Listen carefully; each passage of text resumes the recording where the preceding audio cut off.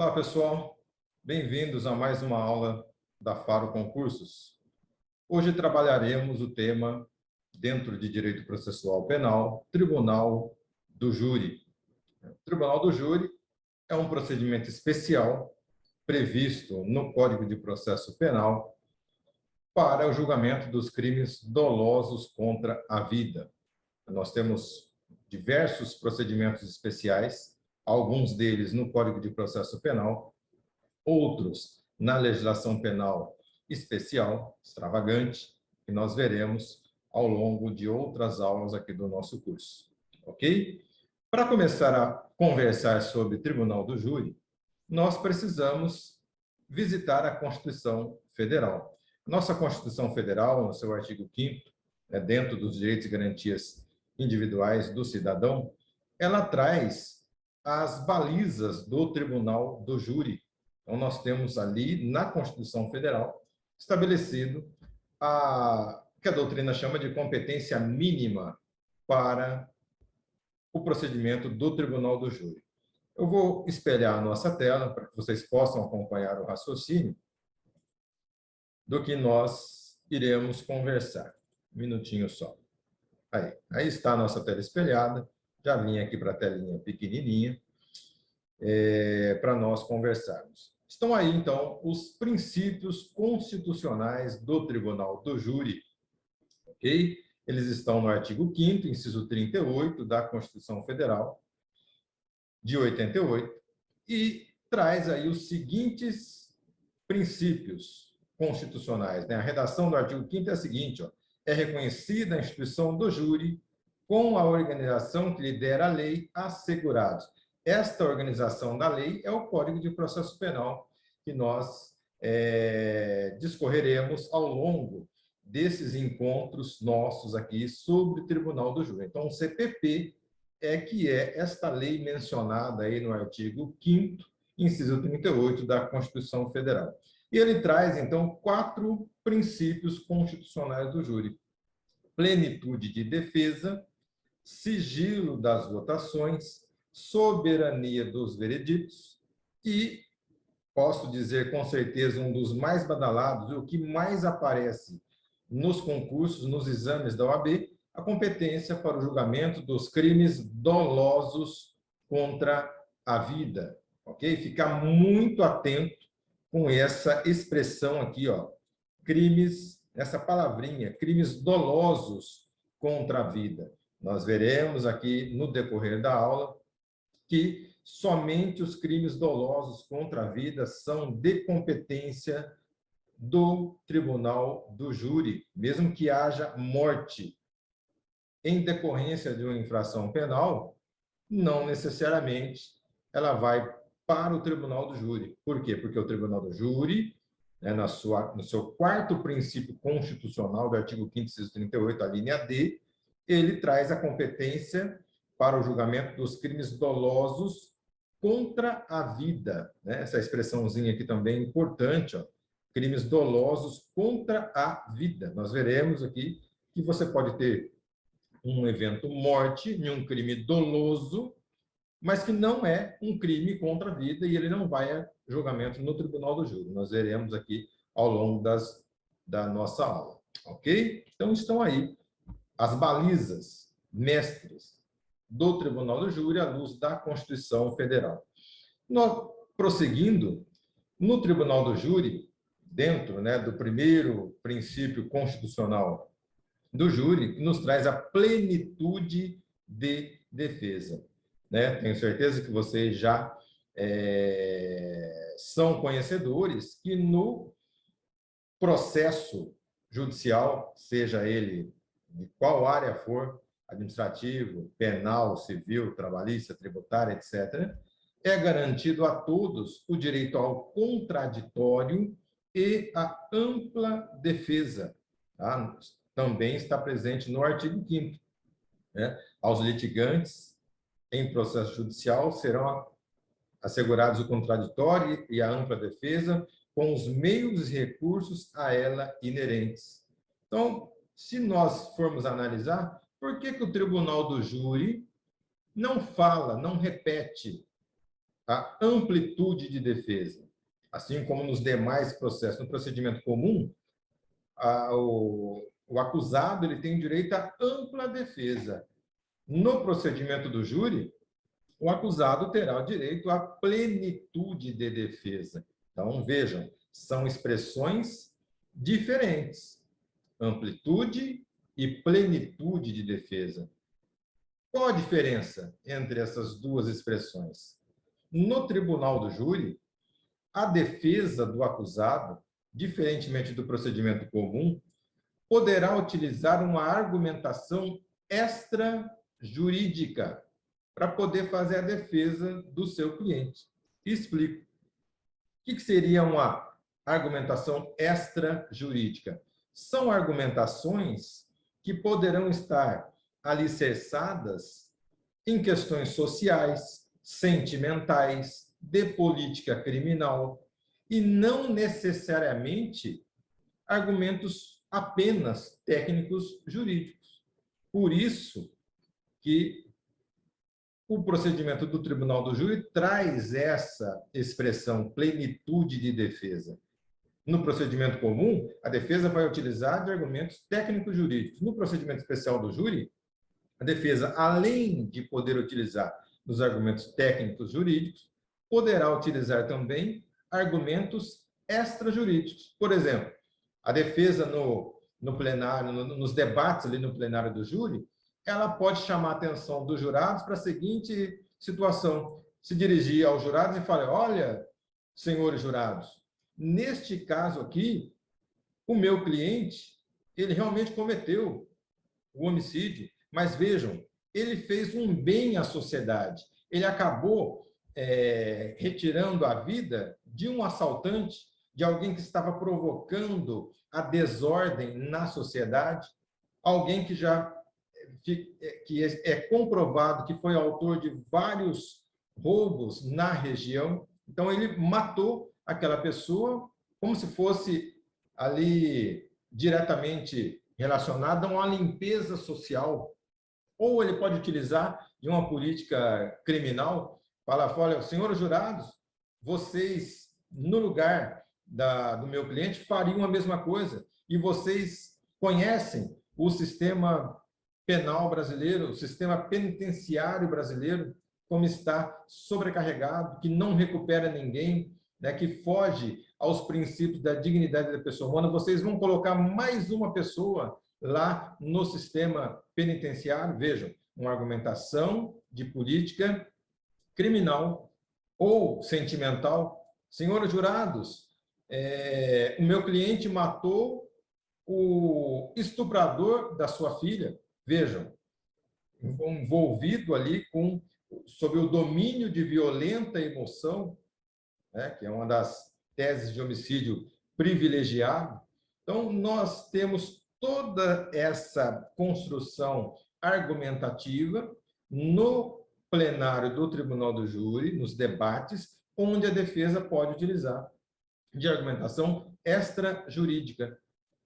Por isso, a plenitude de defesa. E qual é a razão do procedimento do Tribunal do Júri prever essa plenitude de defesa? A razão está em um quesito genérico, que nós veremos depois também ao longo das nossas aulas, nossos encontros, de um quesito genérico, que é o terceiro quesito previsto no Código de Processo Penal.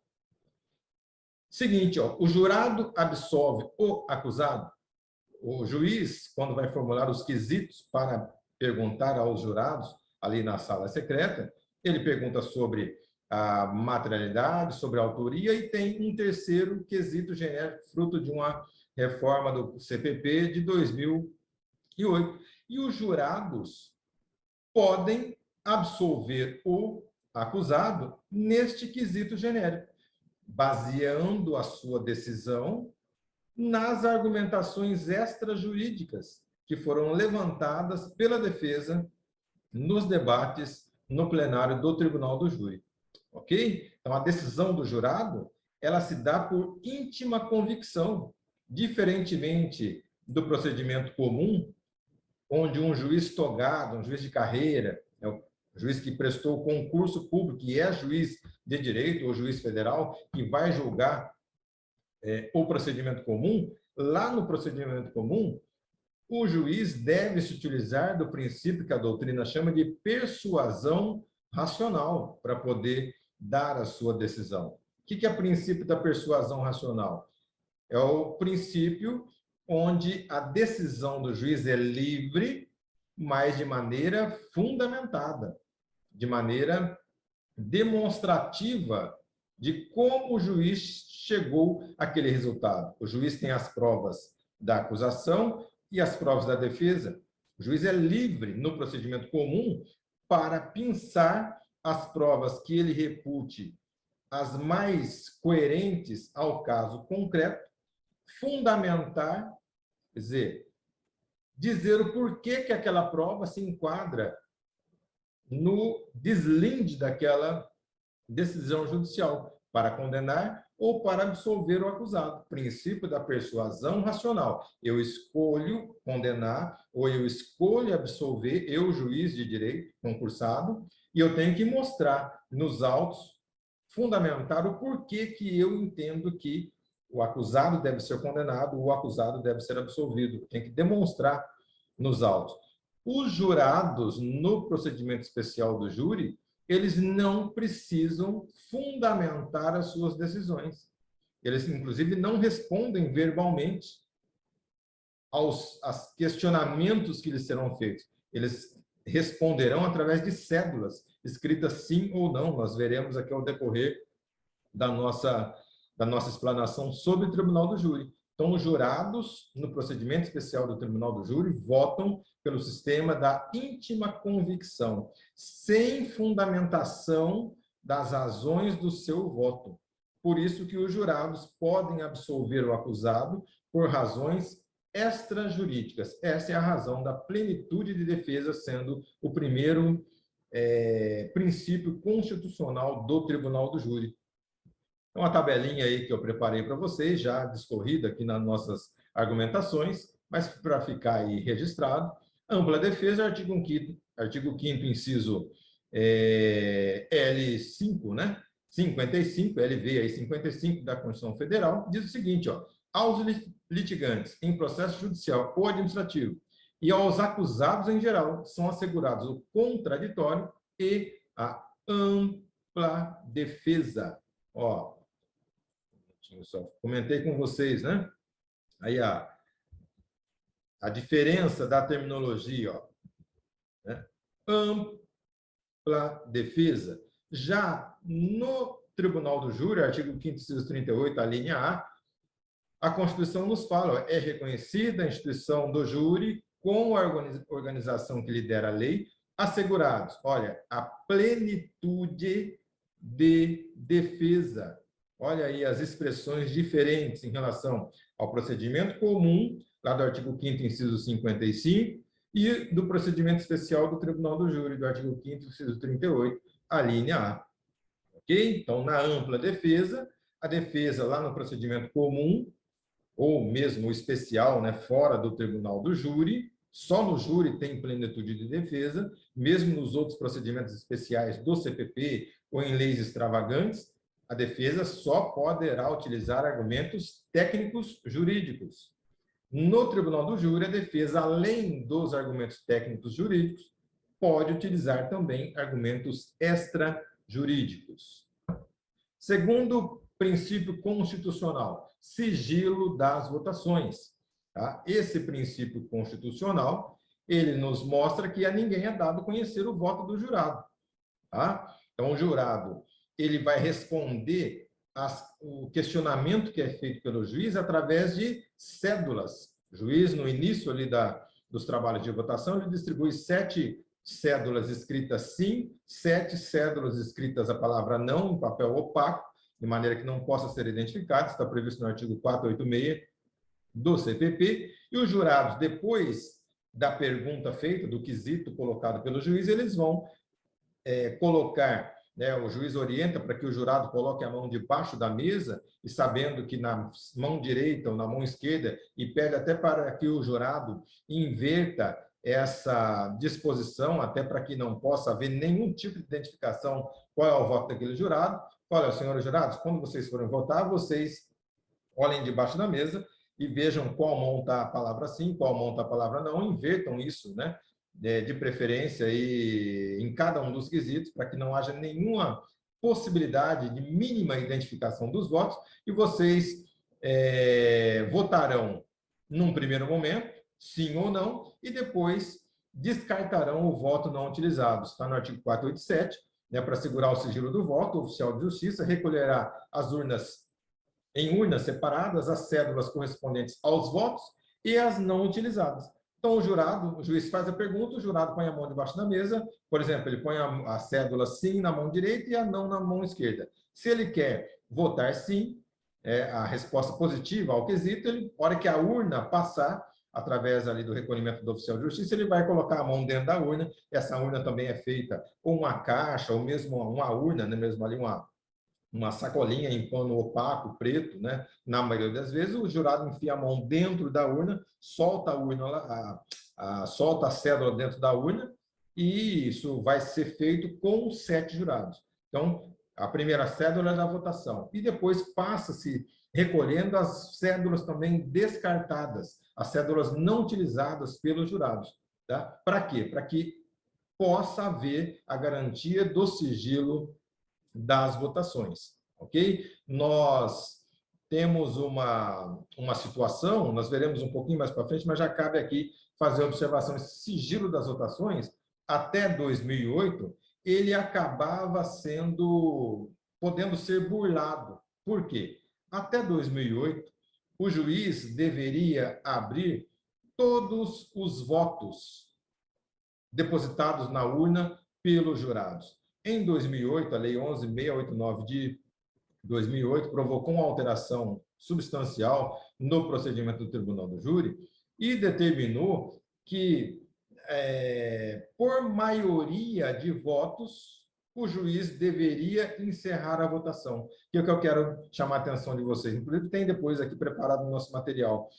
Para garantir o sigilo das votações, o juiz, abrindo um quarto voto no mesmo sentido, ele dá por encerrada a votação. Porque antes de 2008, o juiz era obrigado a abrir todos os votos. E se houvesse uma unanimidade nos votos, acabava-se caindo por terra o sigilo das votações. Por quê? Você, abrindo todos os votos, corria-se o risco de ter 7 votos sim ou 7 votos não. E o sigilo das votações caía por terra. Então, foi providencial a reforma de 2008 com esta nova previsão de, chegado ao número de 4 votos no mesmo sentido, o juiz encerra a votação daquele respectivo quesito, garantindo assim o sigilo das votações. Incomunicabilidade dos jurados. Jurados não podem comunicar-se entre si e nem com outrem, né, com outras pessoas sobre o processo. Artigo 486, parágrafo 1º do CPP. Mas vejam, os jurados não podem conversar entre si sobre o processo, tá? Tomar muito cuidado com essa expressão aqui, ó, sobre o processo. Ele não pode se manifestar a sua opinião sobre o processo. Significa o quê? Que os jurados podem conversar, sim, entre eles, sobre outros assuntos, futebol, novela, política, economia, etc. Tá? E esta incomunicabilidade dos jurados, ela será certificada nos autos pelo oficial de justiça que coadjuvará o juiz na manutenção da ordem dos trabalhos do Tribunal do Júri. Sempre tem lá 1 ou 2 oficiais de justiça de plantão, né, que fazem, juntamente com o juiz, os trabalhos do Tribunal do Júri.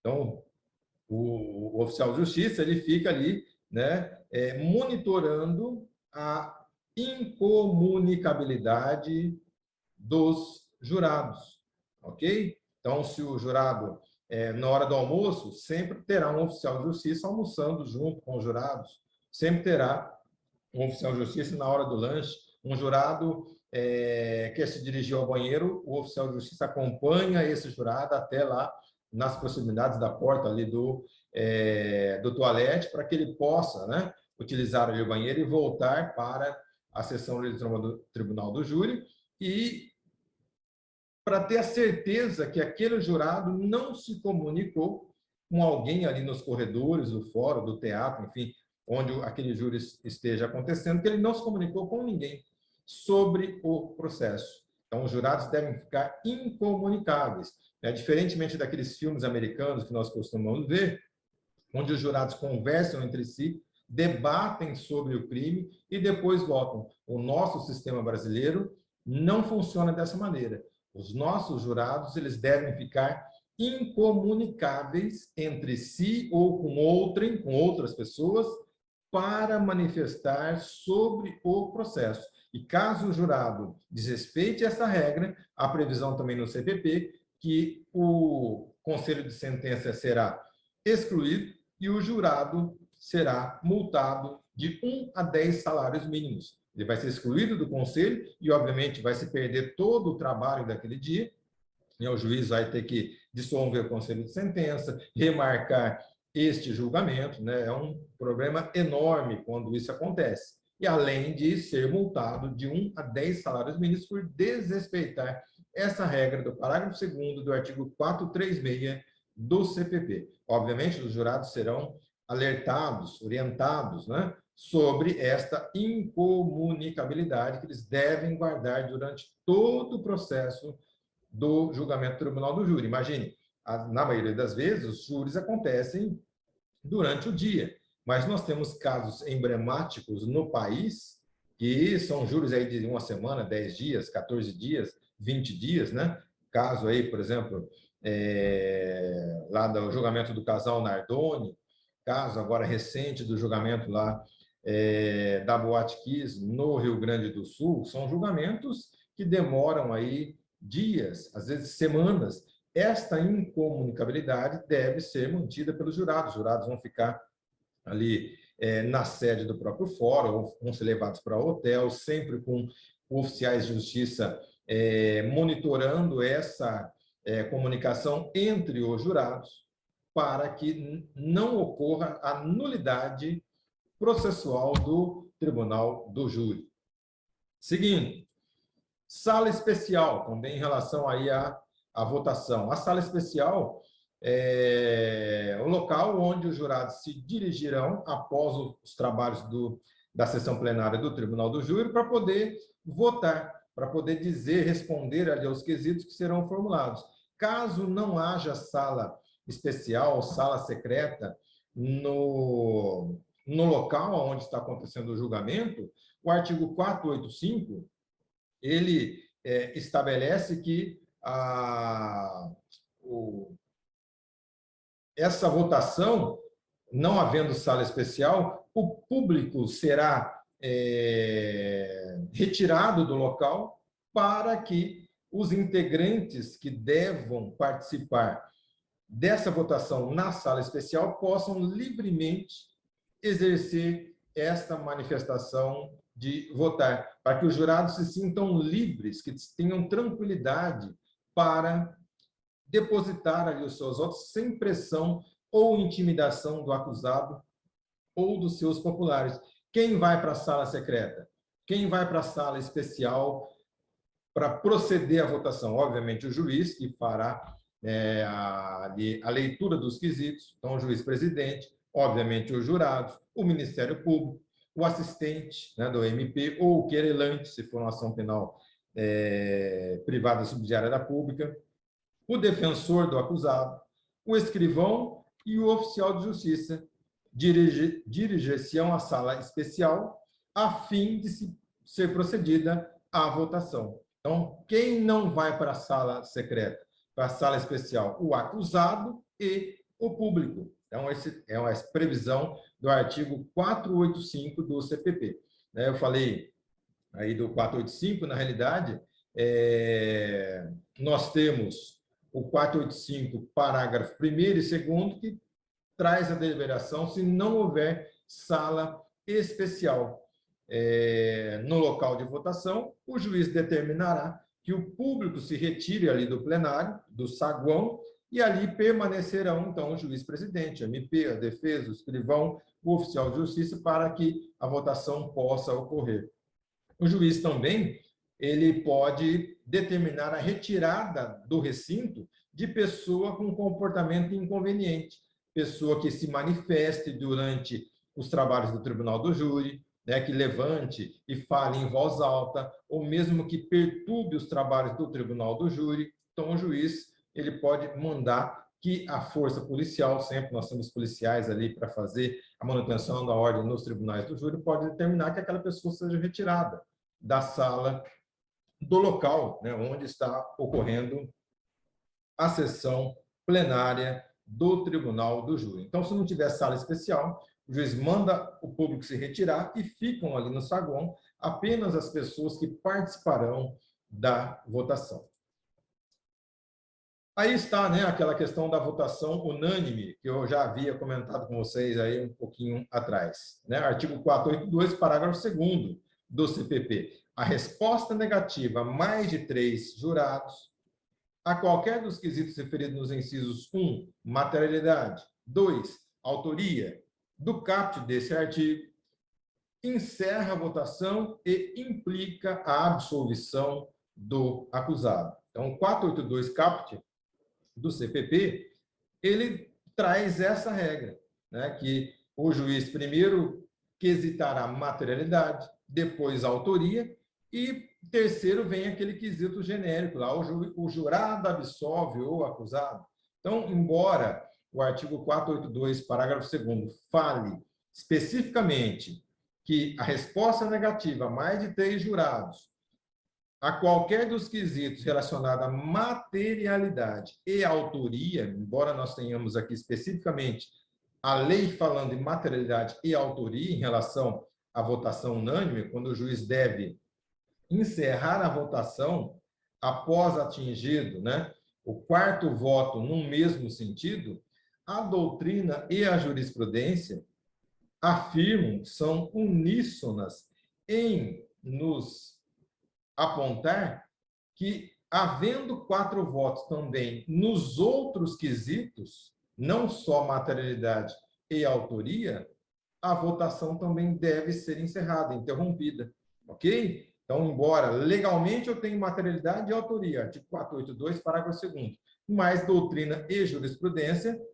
nos apontam que, havendo 4 votos, né, num mesmo sentido, a votação deve ser interrompida em todos os quesitos, e não apenas nos 2 primeiros, materialidade e autoria. Para quê? Para preservar a baliza constitucional do sigilo das votações. Terceiro quesito constitucional do Tribunal do Júri, soberania dos vereditos. Tá? Esta decisão dos jurados, no procedimento especial do Tribunal do Júri, ela é soberana. O que significa isso? Nenhum juiz e nem mesmo o Tribunal de Justiça do 2º grau, né, da 2ª instância, seja na Justiça Estadual ou mesmo na Justiça Federal, saibam, né, embora não seja muito comum, que na Justiça Federal também pode haver Tribunal do Júri. Basta que o crime doloso contra a vida tenha interesse da União. E dou exemplo em relação a mim mesmo. Sou oficial da Justiça Federal de São Paulo. Imagina que eu vou cumprir um mandado de citação, um mandado de busca e apreensão de um bem, de um veículo, etc. A pessoa não vai ficar contente com a minha atuação como oficial da Justiça Federal e acaba, né, desferindo um tiro contra mim e eu morro no exercício do cumprimento das minhas funções. Opa, há interesse da União. Por quê? Porque eu sou oficial da Justiça Federal. A Justiça Federal é uma justiça da União. Então, haverá a organização de um tribunal do júri na Justiça Federal. Não é comum, né? A maioria dos tribunais de júri que nós temos ocorrem, na sua grande maioria, na Justiça Estadual. É uma questão de competência, né? Da Justiça Estadual e da Justiça Federal. Depois, numa próxima aula, nós discorreremos também sobre este tema. Mas saibam, né, que há sim a possibilidade de um júri federal. Então, mesmo sendo um júri federal, onde o TRF3 poderá analisar um recurso do Tribunal do Júri sobre a decisão dos jurados, este recurso não pode modificar a decisão dos jurados no mérito. O que significa mudar a decisão dos jurados no mérito? Se os jurados absolveram, o tribunal de segunda instância não pode condenar. Se os jurados condenaram, havendo recurso da decisão dos jurados, o tribunal não pode absolver. Então, a decisão ela é soberana dos jurados. O tribunal pode, no máximo, anular o tribunal do júri, por situações que nós veremos daqui um pouquinho, mas nunca ingressar no mérito da decisão do conselho de sentença. Mesmo que seja uma decisão esdrúxula, uma decisão completamente divorciada da prova dos autos, o tribunal não pode olhar para o processo e alterar no mérito a decisão do conselho de sentença. Então, as decisões dos jurados não podem ser reformadas no mérito pelos juízes togados. Tá? Mesmo diante da soberania dos vereditos, nós temos a possibilidade de recorribilidade das decisões do júri. Ok? Então, mesmo a decisão sendo soberana, é possível recurso das decisões do Tribunal do Júri? Sim, é possível. Tá? Nós temos a previsão no artigo 593, inciso 3 do CPP, que diz o seguinte, ó, caberá apelação no prazo de 5 dias das decisões do Tribunal do Júri, quando? Então, embora as decisões do Conselho de Sentença não possam ser alteradas, modificadas no mérito, é possível a interposição de recursos das decisões do Tribunal do Júri. O artigo 593 nos traz estas possibilidades de recurso. Quando ocorrer nulidade posterior à pronúncia, tá? Nós vamos ver que a pronúncia é uma das decisões possíveis ao final da primeira fase do Tribunal do Júri. Tá? Então, alguma nulidade posterior à preclusão da decisão de pronúncia pode levar a um recurso sobre essa decisão do júri. Se for a sentença do juiz-presidente contrária à lei expressa ou à decisão dos jurados, tá? Os jurados decidem o mérito condenando ou absolvendo. Quem vai aplicar a pena, quem vai prolatar a sentença é o juiz-presidente. Então, se o juiz cometer alguma irregularidade, uma decisão contrária à lei expressa ou contrária à decisão dos jurados, reconhecer ou não, ou deixar de aplicar ou não algo reconhecido pelos jurados, esta decisão, essa sentença do juiz-presidente, ela pode ser objeto de recurso. 3, houver erro ou injustiça no tocante à aplicação da pena ou da medida de segurança. Os jurados decidem, condenam ou absolvem o acusado. Quem vai aplicar a pena, quem vai fazer a dosimetria da pena, né, no sistema trifásico, da aplicação da pena, pena base, pena intermediária, pena base analisando as circunstâncias judiciais, lá do artigo 59, a pena intermediária analisando agravantes e atenuantes, a pena final, terceira fase, considerando as causas de diminuição e de aumento de pena. Então, quem faz a dosimetria da pena no Tribunal do Júri não são os jurados. Os jurados decidem em condenar e absolver o acusado, reconhecendo ou não qualificadoras, reconhecendo ou não causas de aumento e de diminuição de pena. Um pulo do gato aqui, né, que pode ser questionado na OAB aí, para que vocês não percam a questão, agravantes e atenuantes não são quesitadas. Fica já a observação aqui, depois nós discorreremos mais profundamente sobre isso um pouco mais para frente, mas já fica aqui a observação. Os jurados serão quesitados sobre materialidade, autoria, reconhecimento ou não de qualificadora, de tentativa, de excludente de ilicitude, de causas de aumento e de diminuição da pena, mas não serão quesitados sobre agravantes e atenuantes. Agravantes e atenuantes, elas devem ser trabalhadas no plenário para que o juiz-presidente possa considerar. essas agravantes e atenuantes na dosimetria da pena, mas não vai quesitar os jurados. Então, tomar cuidado. Já vi inúmeras questões da OAB, de concurso, dizendo que os jurados serão perguntados sobre reconhecimento ou não de agravantes e atenuantes. Errado. Jurados não serão quesitados sobre agravantes e atenuantes. Ok? E, por último, possibilidade de recurso das decisões do júri, decisão dos jurados manifestamente contrária à prova dos autos. Tá? É uma das mais badaladas também.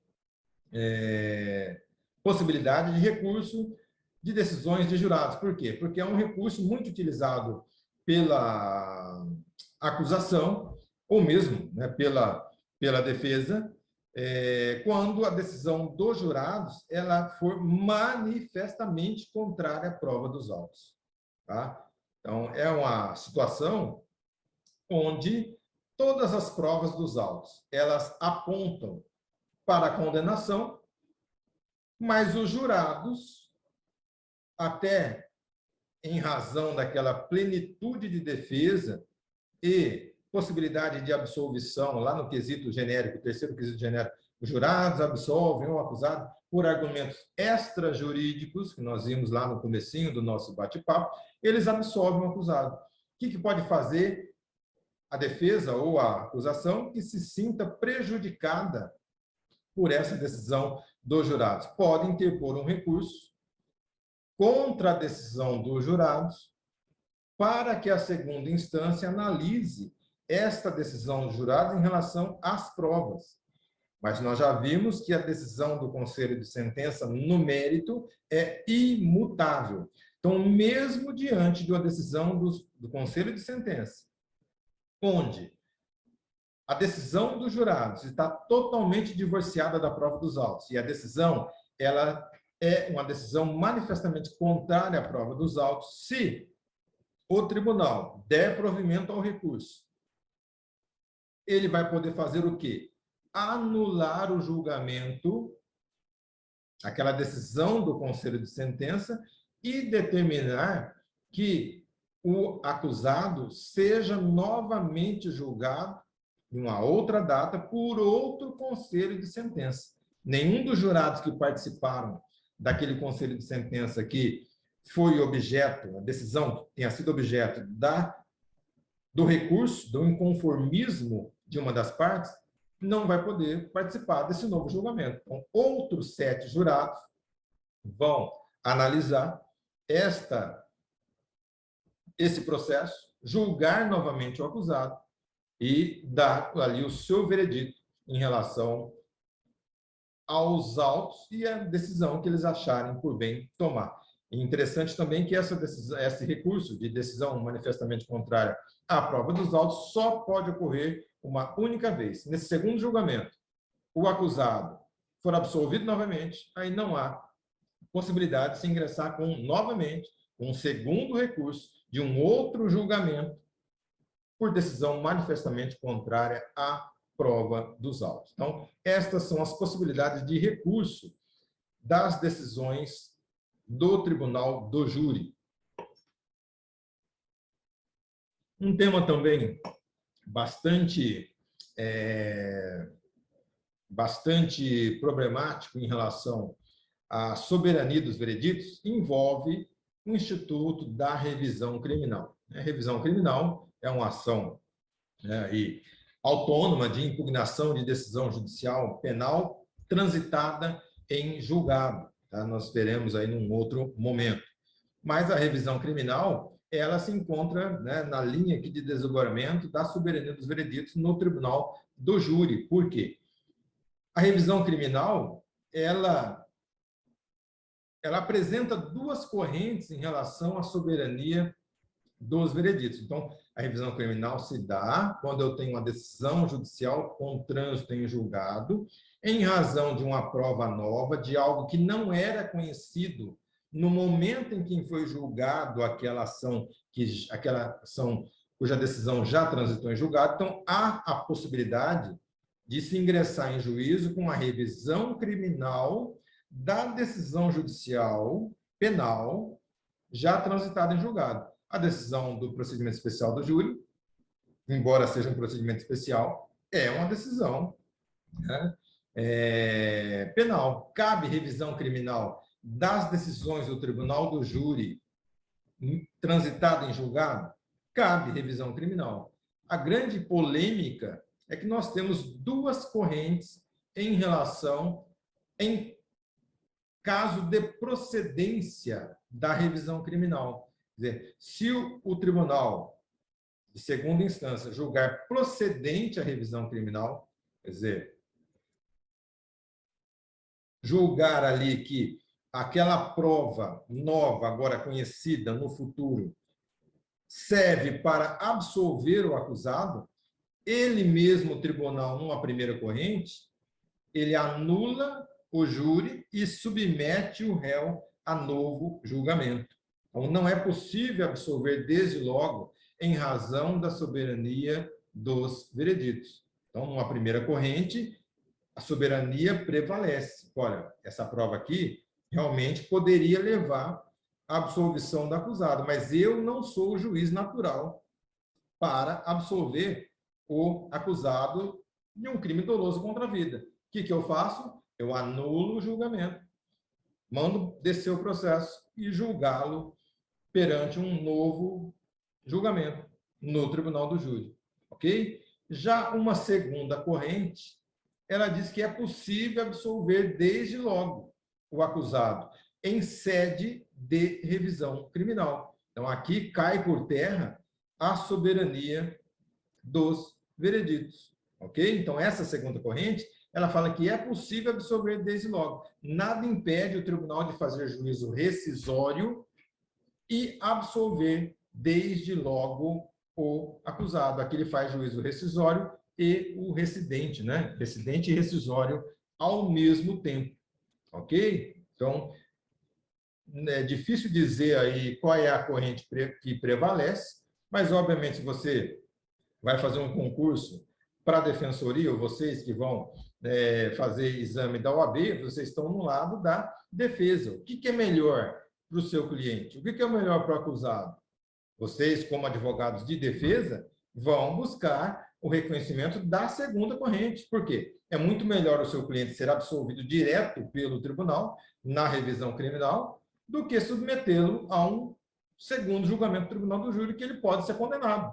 Os jurados são livres, votam pela livre e íntima convicção. Já com o concurso de promotoria, você deve buscar um reconhecimento da primeira corrente, né? Mesmo diante da revisão criminal, soberania dos vereditos deve ser observada.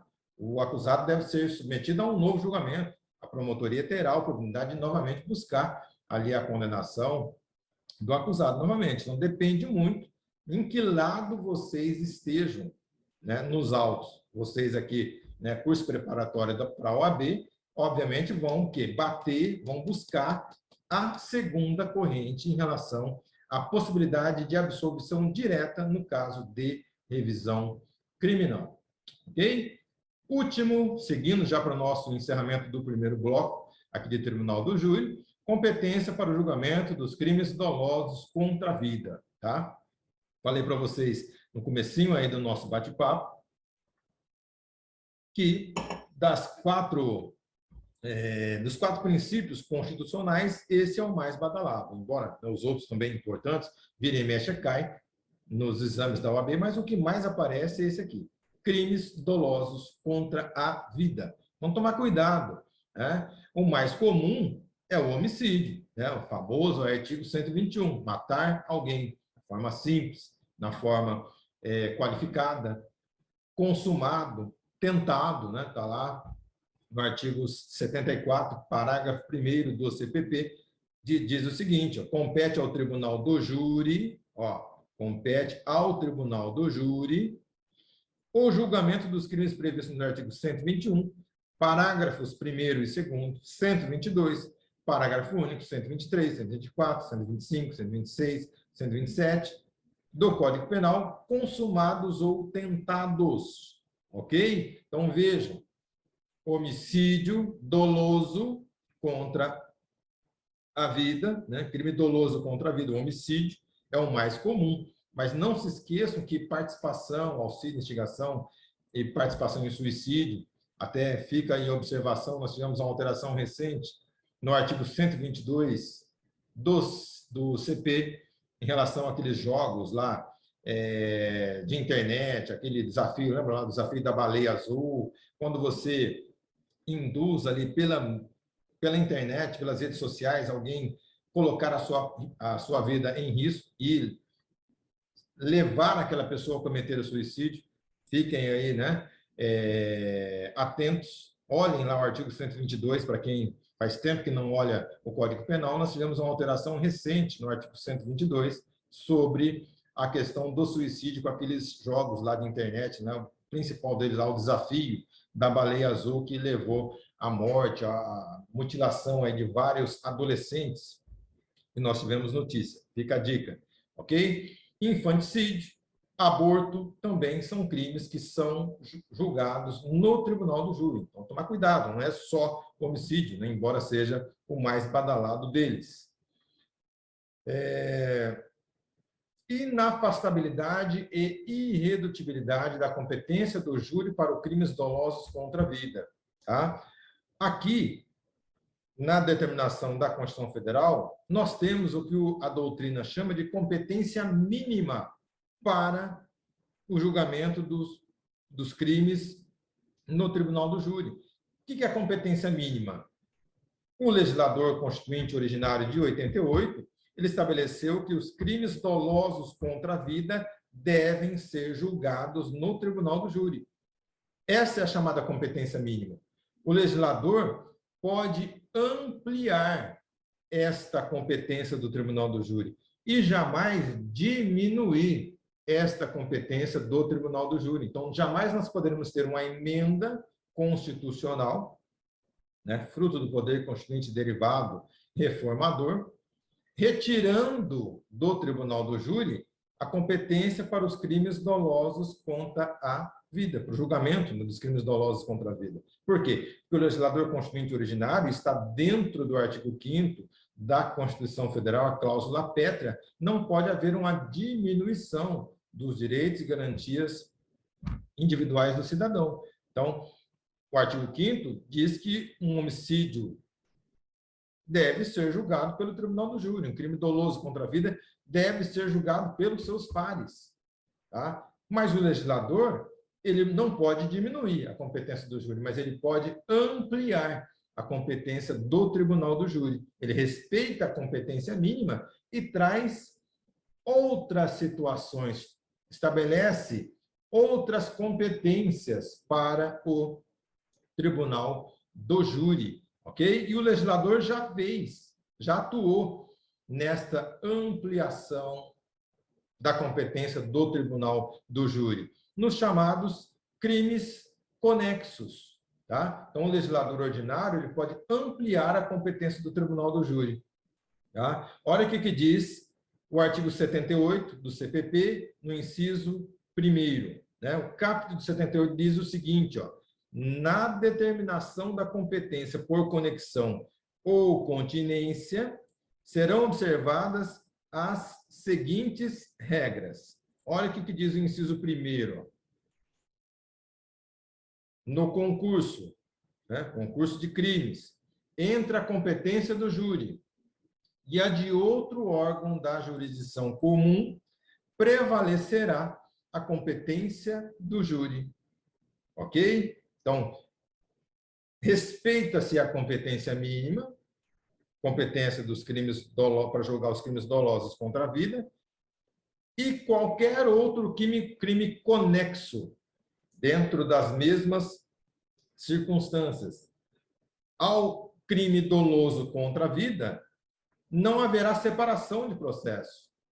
Os conexos deverão ser julgados também pelo conselho de sentença, pelo tribunal do júri. Então, imagine uma situação, você tem uma tentativa de homicídio conexa a um estupro, uma tentativa de homicídio conexa a um crime de sequestro, ou qualquer outro crime conexo ao tribunal, a um crime doloso contra a vida. Crime doloso contra a vida é competência julgamento do tribunal do júri. Esses crimes conexos serão atraídos para a competência do tribunal do júri. Vejam, mantém-se a competência mínima e há um acréscimo da competência do tribunal do júri, feito pelo legislador infraconstitucional, tá? Então, respeitando a Constituição e aumentando. Trouxe aí alguns exemplos para que nós pudéssemos discutir aqui com vocês. Mortes dolosas não julgadas pelo júri. Toma cuidado, você vira e mexe, aparece também nos exames de ordem. Primeiro delas, latrocínio. Fala, professor, ocorreu morte, latrocínio. Alguém morreu ali na prática do crime de roubo. Por que não vai a júri popular? Porque o latrocínio não é um crime contra a vida. Latrocínio é um crime contra o patrimônio, está no artigo 157, parágrafo 3º, inciso 2 do Código Penal. Então, tomar cuidado. Lá nos princípios constitucionais, nós fizemos leitura lá e volto, né, a chamar a atenção de vocês, competência para os crimes dolosos contra a vida. Então, o dolo, a vontade, né, a conduta humana dirigida à finalidade, num crime de latrocínio, não é tirar a vida do detentor do patrimônio, né, do dono do veículo. O dolo é de praticar um crime contra o patrimônio, e não de matar, e não de praticar um crime contra a vida. Por isso que não vai a júri popular o latrocínio. Inclusive, temos súmula do STF, súmula 603 do STF. Olha o que ela diz. A competência para o processo de julgamento do latrocínio é do juiz singular, do juiz togado, do juiz concursado, e não do tribunal do júri. Tomar cuidado, fiquem espertos, né? Se a questão da OAB trouxer ali uma historinha, né, envolvendo um crime de roubo que culminou com o evento morte, ou um crime de sequestro, extorsão mediante sequestro, que acabou gerando a morte da vítima, não vai a júri popular, porque o dolo inicial era de um crime contra o patrimônio e não contra a vida. Tá? Um ato infracional também não vai a júri popular, ok? Mesmo que o dolo inicial seja matar, um adolescente, quando comete um crime contra a vida, ele comete um ato infracional análogo ao crime de homicídio, ok? Mas ele não comete crime, um ato infracional. O adolescente, ele comete um ato infracional. Ele vai ser julgado onde? Na competência da vara da infância e juventude. Então, será uma morte dolosa, mas que não vai a júri popular, o ato infracional. E uma terceira situação, também aí bastante recorrente nos exames da OAB, é o foro por prerrogativa de função previsto na Constituição Federal. Foro por prerrogativa de função, ele leva em consideração não a pessoa física, mas sim o cargo que envolve aquela pessoa no seio da sociedade. Então, se um juiz, ou se um promotor de justiça, se um deputado federal, se um deputado estadual, ele comete um homicídio em razão da função do cargo que ele ocupa, esse juiz, esse promotor, não será julgado pelo tribunal do júri da cidade onde ele cometeu aquele crime. Ele vai ser julgado pelo Tribunal de Justiça, né? Se for um promotor de justiça estadual, pelo TJ, se for um procurador da República, pelo TRF da respectiva região. Mas eles não vão a júri popular, por quê? Porque eles são detentores de foro por prerrogativa de função. Então, é uma exceção à previsão constitucional do procedimento especial do Tribunal do Júri. Foro por prerrogativa de função. E aqui cabe uma observação importante, né? Até anotem aí, né? aí nas anotações pessoais de vocês, se esta competência por foro de prerrogativa de função estiver estabelecida exclusivamente, aí cabe, né? Aí a atenção, exclusivamente na Constituição Estadual, nós temos inclusive súmula que trata deste assunto, prevalecerá a competência do Tribunal do Júri. Ok? Explico. Algumas constituições estaduais do Brasil, elas trouxeram a previsão de estender essa foro de prerrogativa de função, por exemplo, a vereadores. Os vereadores, que são representantes da população no âmbito municipal, não têm essa prerrogativa por foro de função, prerrogativa por função prevista na Constituição Federal.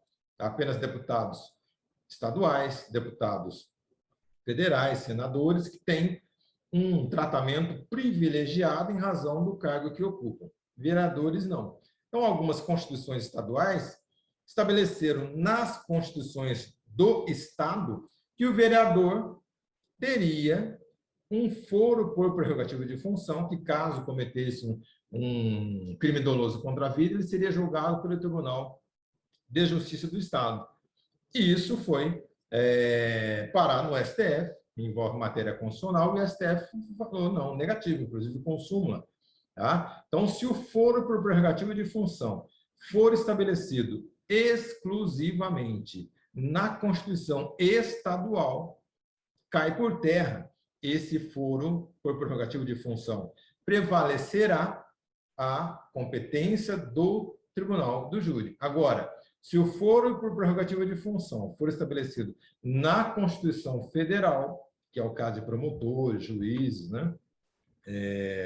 Parlamentares estaduais, federais, aí sim prevalecerá o foro por prerrogativa de função. Né? Fiquem espertos também com esse ponto aí da matéria. Ok? Vamos aí para o nosso último slide desse primeiro bloco sobre o Tribunal do Júri.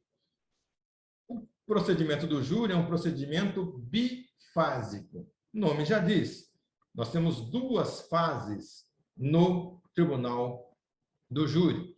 Uma primeira fase, que a doutrina chama de sumário da culpa, né? Ou iudicius accusationis, tá?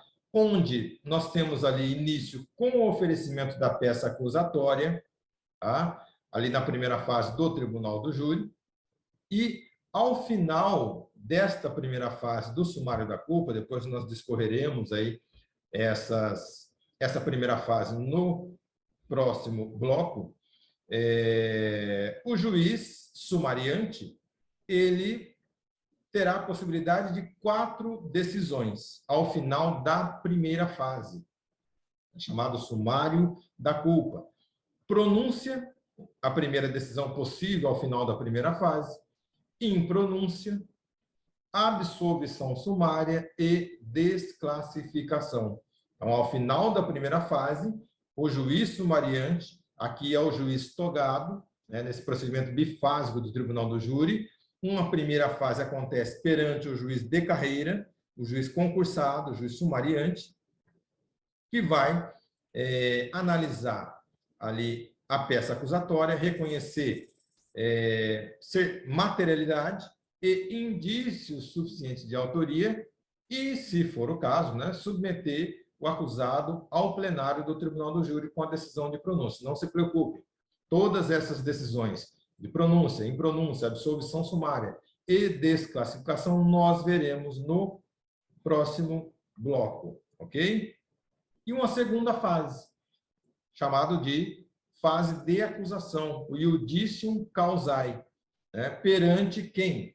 O Conselho de Sentença. Então, tem início com a preparação do processo para o julgamento em plenário, né? As diligências, a composição do Conselho de Sentença, o sorteio e intimação dos jurados, a escolha dos 7 jurados para a composição do Conselho de Sentença, tudo isso nós veremos nos próximos blocos em relação ao Tribunal do Júri.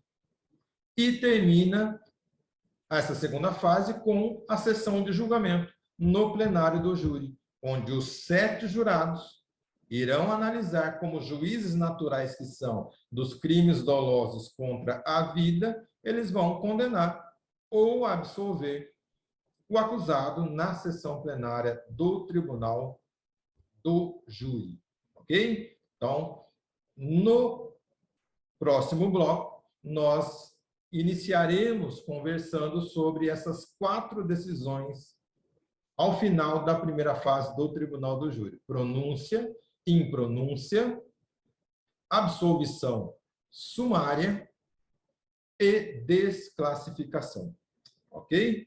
Espero vocês no próximo bloco. Não saia daqui, acompanhe as nossas redes sociais, a Faro Concursos estará sempre ao seu lado na busca da sua aprovação. Até mais, pessoal!